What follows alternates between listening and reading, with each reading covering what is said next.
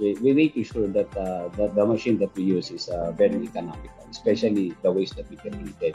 Because our machines only consume around 80 liters per load, which is around 8 kilo laundry to 10 kilo. So this 80 liters is very economical in terms of water consumption. Of course, if you reduce the water, reduce the waste.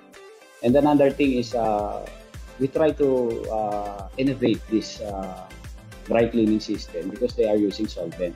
Our system call this a soft wash, which is we use very eco-friendly chemicals that we can dispose, not very harmful. So this eco-friendly is normally used in the first world country because they don't want to sedate our body by using this solvent-based dry cleaning chemicals.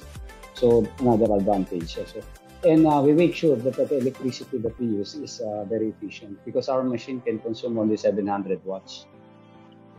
So this is a combine of LPG and electricity to reduce to balance the consumption.